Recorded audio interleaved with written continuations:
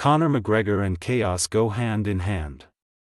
Ever since becoming a part owner of Bare Knuckle Fighting Championship, BKFC, the former UFC champion has embraced the madness that comes with promoting combat sports. The latest installment in the fight promotion he partly owns brought fireworks before fists were even thrown, and this time, it came in the form of handcuffs. At the weigh-ins for BKFC Fight Night Philly, Pat Sullivan, a blue-collar brawler and hometown favorite, stepped on the scale. Then casually had himself restrained in handcuffs before squaring off with his opponent, Austin Peterson. It was equal parts bizarre and brilliant. But why did it happen? The clip of the entire scene was shared on Instagram by the BKFC's official account with the caption, "That's a first for me." At Team Irishman restrained in handcuffs at his face-off. And the video. It shows Sullivan walking off the scale, where someone, likely a teammate or friend, snaps the cuffs on before the stare-down begins. But this wasn't just a stunt for social media. It might have been a strategic move, because Sullivan's last weigh-in didn't go so smoothly. Let's rewind to his fight against Kane Tomlinson Jr. earlier this year. Tensions flared at the ceremonial weigh-in, where Sullivan shoved Tomlinson during the face-off. That act forced Conor McGregor, BKFC founder David Feldman, and security to jump in and separate the fighters. It was wild. And that energy spilled into the fight itself, but sadly, not in Sullivan's favor. Tomlinson wasted no time in shutting down the Philly crowd. In just 37 seconds, he detonated an overhand right on Sullivan's jaw. The impact was brutal. Sullivan collapsed, bounced off the bottom rope, and lay motionless.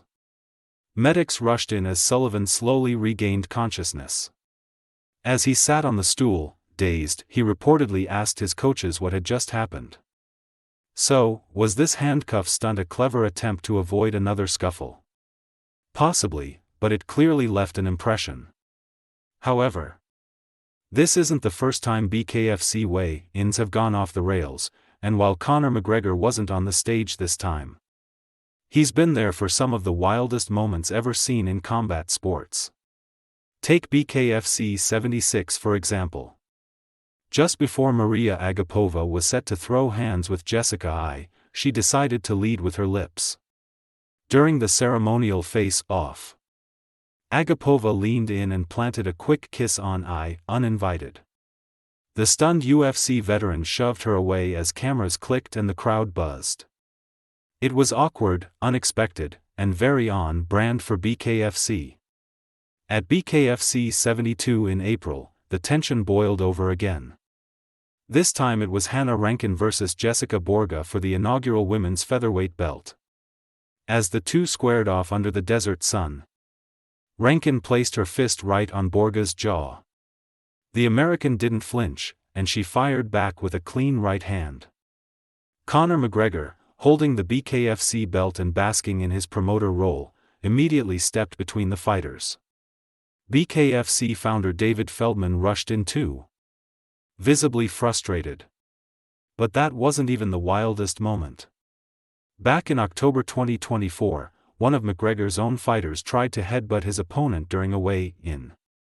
Security jumped in, but not before a full-blown brawl erupted.